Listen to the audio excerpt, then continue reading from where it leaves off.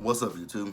Your boy JB here, and I'm here with the review for Love and Hip Hop Miami, Season 3, Episode number 4, titled Blurred Lines.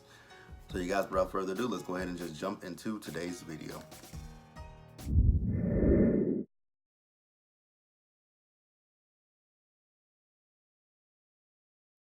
Alright, so this episode, it picked up where last week's episode left off with Amara having her mini panic attack, about the whole situation that's going on with Julian, and MJ. So, MJ comes over there. He's like, what's up with you? And Prima Donna's like, she saw you over there talking to Julian, and, she just wasn't feeling so well. So then he, talking to Amara, and then he brings up the fact that, he had to talk to Julian about, he wasn't cool with the fact that, when they were out in L.A., that Julian tried to get with her. And she's like, MJ, please stop talking about that. And she's like, this was not something that you were supposed to bring up in front of anybody. This is between us. So, she's like, let's leave. So, they end up leaving, which I do agree with her. Like, that is a situation that you shouldn't bring up in. If she doesn't want a lot of people to know about it, you should have kept your mouth a little, kept your mouth zipped. Now, it's okay to check Julian about it, but to bring it up in front of Prima Donna, nah, you probably shouldn't have done that, buddy. So then, also at the party, we see that Hood, so we see Hood and Brad. She's over there with everybody else, and she's telling she's telling about what actually she's telling Joy when Nikki Natural came and told her at the club that at Trina's performance she felt like she was better than everybody, and Hood Brad was like, oh, my girl Suki was there, so you feel like you was better than Suki, and she was like, yeah, I think I was better than Suki. So then Sukiana ghetto ass, and I hate calling people ghetto, but Sukiana ghetto ass got in her feelings, talking about, it's okay to be like, I did good, but then you throwing me under the bus. I'm like, well, technically, she wasn't throwing you under the bus. Like, if I feel like I'm better than somebody, I'm going to say, yes, I'm better than that person. And it's not to be cocky or anything like that. It's gonna be like, I feel like I did a great job. I feel like I did, I feel like I did do I would say it like this. I think I did a good job. I'm not gonna knock this person and say that they did a bad job, but I think I did much better than what they gave. I think I came and gave much more than her performance did, and I'm gonna give her credit where credit is due. But I'm not gonna sit here and just And Nikki Natural did not even say anything bad about Sukiana at all. She just said that she felt like she did better than Suki. Like, what person gonna say, oh, and then let's just answer this, ask this. When she asked if she thinks she did better than Suki, what you think the girl gonna say? No, I didn't do better than Suki? Get the fuck out of here. Of course, I mean, if somebody asks you the same question, oh, my homegirl was there. She said she did the shit. She left it on the stage. Do you think you did better than she did? Girl, yeah, I did better than it. Yeah, I did better than her. The fuck you mean? I did so much better than her. Like, you don't sit there and say, nah, man, she did better. She was better than me. No, would never say that. You would never say somebody did better than you. You're going to always say that you did better than them. But Sukiana, hood ghetto ass, don't understand it. Don't understand that. So then she goes over to where Briscoe and Shay, Francine Frisky, Bucky Johnson, and Nikki Natural are. And she tries to check Nikki Natural. Now, Nikki was like, okay. She said, did you say it? She said, yeah, I said it. And what you want me to do? Apologize? I was on Nikki's side in this one scene. I was on her side. So then Sukiana, she got upset. You don't say that about another. You don't say that. You don't do that. Yeah, you kind of do that. But, obviously you don't know nothing. So, and Shay, Francine Frisky, Bucky Johnson also jumps in and says, I don't think she meant it in a bad way. Like, I think you just doing too much. And then, she told, you pussy asshole, mind your old ass business. I'm like, oh my God. So then those two get into it with each other. I'm like, Shay, you should, at this point, I know you're trying to stand up for old girl, but you should have just minded your business and just said, let me, let me step to the right or to the left. Let y'all have this, because this ain't got shit to do with me. But then, like I said, they get into it. Drinks get thrown. Clothing get ripped. Cell phones get taken, which we'll talk about that in a little bit. But it was just a whole clusterfuck of bullshit that could have been avoided. It could have been avoided if Hood and Brad hadn't said anything. It could have been avoided if Sukiana had any common sense. And it could have been avoided if Shay had minded her business. But let's move on.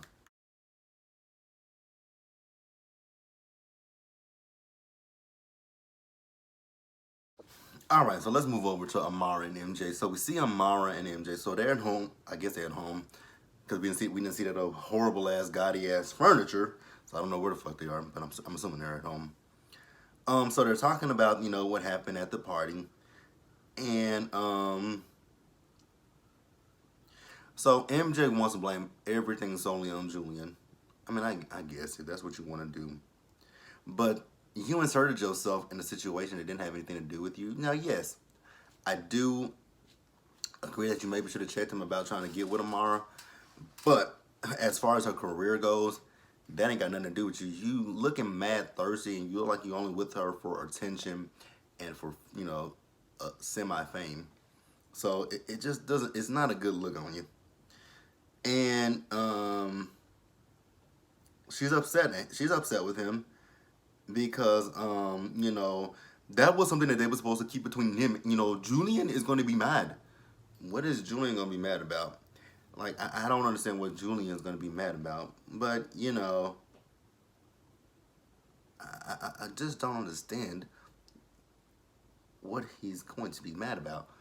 So, MJ wants Amara to fire Julian, and she's like, Julian is doing so much for my, he's my manager. He's like family. I can't do that to Julian, and if I do that, I lose my bookings. I lose my deals. I'm just like, what deals do you have? Her endorsement deal. I'm like, what deals do you have, Amara? And there's no shade to Amara. I love Amara. But I don't think Julian is the best manager for you. I really don't. Because your music, it's easy to find your music on Apple Music. But the music when you find her music has been out for a while. Like one of her songs that I found last year that I actually do enjoy, that song had been out for at least that. So, the song that I found last year, before season 2 started, that song had been out since I believe in September, October. So that song had been out for some months until and I was like, oh, let me go see if she got some music out. And I'm like, oh shit, this song is old. I'm like, damn. And I follow her on Twitter, and I never see any. I don't really look at my timeline like that, but I just don't see too much stuff promoted about her. It's just like, wow. I feel bad for her. And so MJ wants her to go to the lawyer, and he wants her to get out of this contract. And I'm like, again, what does this have to do with you? Because it just looks real thirsty to me. So then we see Amara and MJ. They are meeting up with her lawyer, and her lawyer, they're talking about her wanting to leave. So her attorney says that Julia wants 100% of her masters. He wants 100% of everything that she has. I'm like, wow, can he do that? I mean, a manager. Now, with her masters and everything, if she's signed to a label, don't the label typically own that unless the artist comes up with enough money to buy it from the label, like what Rihanna did with Rock Nation. Like, don't you have to save up enough money to? Don't you have to have them? You have to buy the masters from the label. And I don't know how many songs Amara has, to be honest with you, and I don't know how much they cost.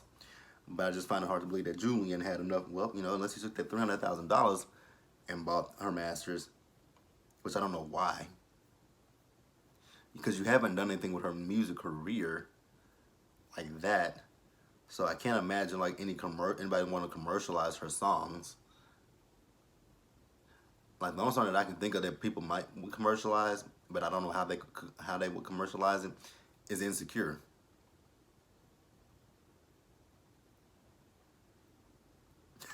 Let's move on.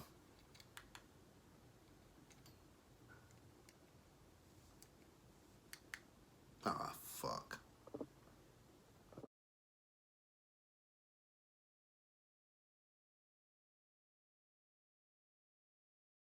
All right, guys, so let's just get the ratchetness right out the way.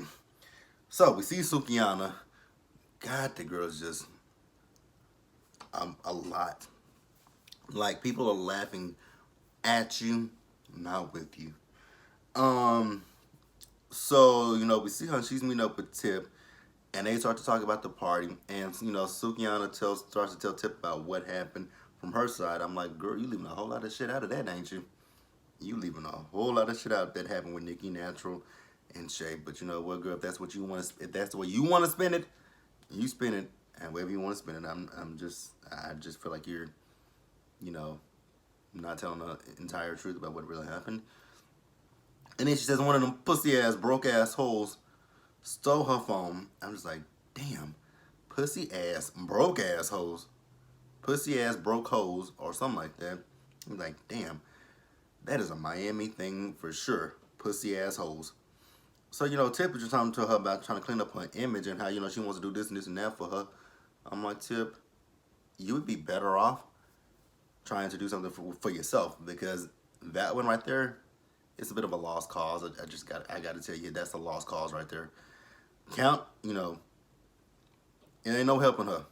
I hate to say it, ain't no helping Sukiana. I came into this because after I watched on her live, a snippet of her live that she did, talking about Shay, Francine, Frinsky Bucky Johnson, I was like, okay, you know what? I'm going to give her a chance. I've given her a chance. Don't like her. It's just something off. It's just something about her that I just cannot connect with. There's a lot about her I can't connect with. So then let's talk about Nicki Natural. So we see Nicki Natural. She's meeting with Shay, Francine, Frinsky Bucky Johnson, and her 3 kids, who all have 3 different fathers. And she also named one of them Million. I'm like, wow. Interesting. Now, here's the thing that got me. I'm like, so I thought you were selling. Never mind. Never mind. So then they talk about so then they got to talk about the party. And, did she call her Dookie? Yep, she called her Dookie. And, Shay Francine, Frinsky Bucky Johnson said that she really wasn't trying to get into the whole mess with Suki, but, she got dragged into it. So then we find out that they both have some souvenirs. Now, Shay Francine, Frinsky Bucky Johnson, looks hella fucking stupid. Girl, you still got a piece of clothing. You should have threw that shit in the fucking trash. And then Nicki Natural over here got a goddamn phone, trying to, trying to down talk her phone. Like, an iPhone is an iPhone, baby. I don't give a fuck what version it is. An iPhone is an iPhone. I don't care if it's an iPhone 5, 6, 7, 8, X, like I got right here, or an 11. An iPhone is a motherfucking iPhone at the end of the fucking day. Hell, I even have an iPhone 4. Yeah, I have an iPhone 4. I used to have an iPhone 6, but the iPhone 6 broke. Then I lost my 7. I missed my 7. Yeah, I have all my old information in that. Yeah. Let's move on, you guys.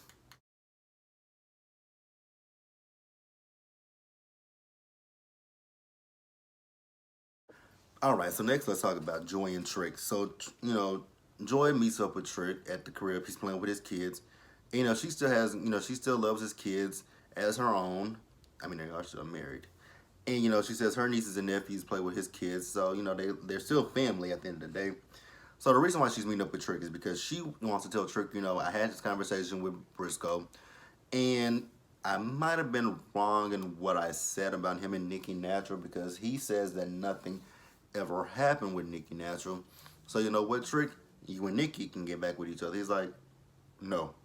She's like, why? He says she's social studies. She's history. She's too much for him. She's a lot. So Trick is done with her. And she's like, okay, Trick, so what's your type? Like, what are you looking for? He says, look in the mirror and you will find out. Because there's a lot of joys out there, but I only know one joy. I'm like, aw. So after 3 seasons, Trick finally admits the reason why he doesn't want this divorce. It ain't got shit to do with, well, it never had anything to do with money. Because, homie going to bankruptcy. So, it never had nothing to do with money. But, it actually has to do with the fact that he just wants his wife.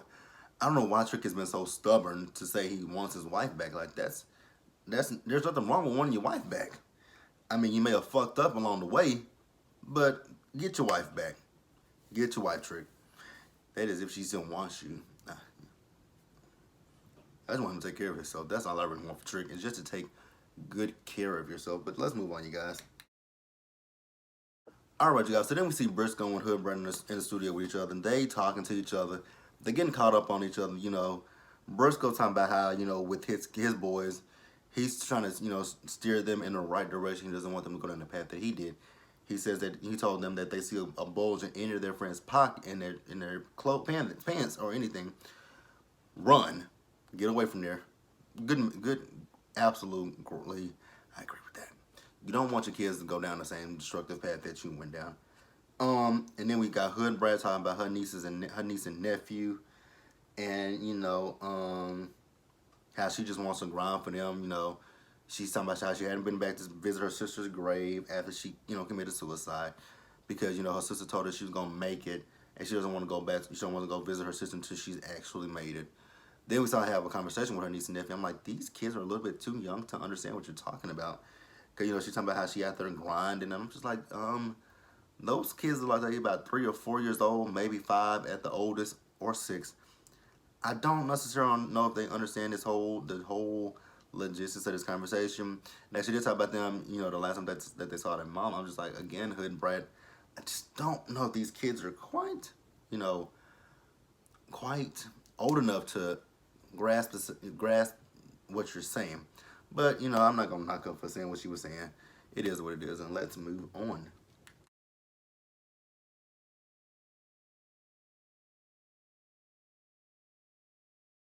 All right, you guys, and then let's move over to Jocelyn, who is meeting out, who's with Trina, and then Joy joins them. So, Joy is telling them about the party that Briscoe had, and, neither Trina nor Jocelyn came. And they were both like, "Ooh, I'm glad we didn't come." So then, she starts to mention what happened with Suki and them, I think. And she also mentions what happened to Prima Donna. And, Jocelyn like, "Prima $2." And she's like, Prima $2." So, she says, Jocelyn says that, I don't like bitches with nasty attitudes and bitches who do things that hurt people. She's done some things that really hurt people. And I'm just like, I mean, I guess if you want to say the cocaine thing hurt Jocelyn, I'll give it to her. I mean, we all know she was in that studio. Never mind. Let's go.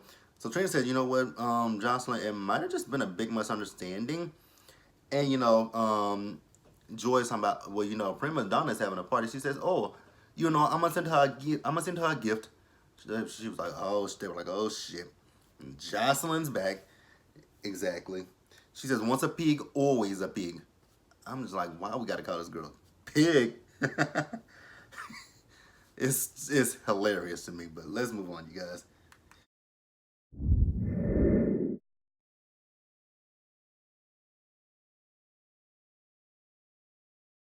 All right, you guys, let's talk about Prima Donna. So we see Prima Donna, and she is on the piers, and she's planning her party for her products.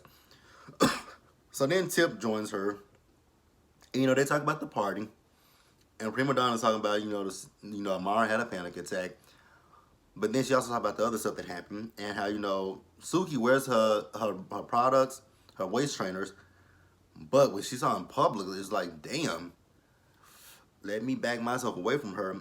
And that's what Tip is talking about. She's like, she wants to work with Sukiana, but her reputation precedes itself.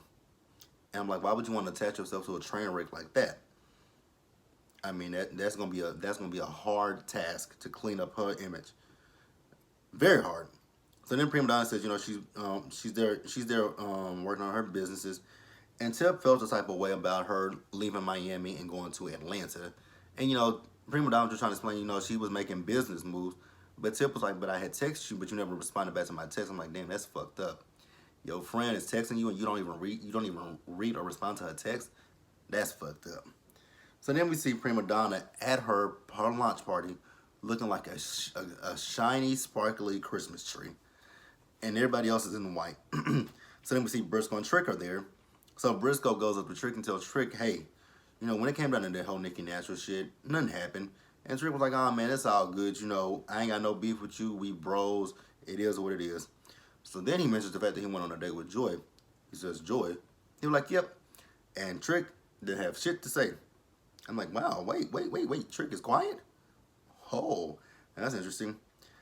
So then we see Prima Donna on stage, and then a food truck backs in, and on the screen, what's up, Prima Piggy?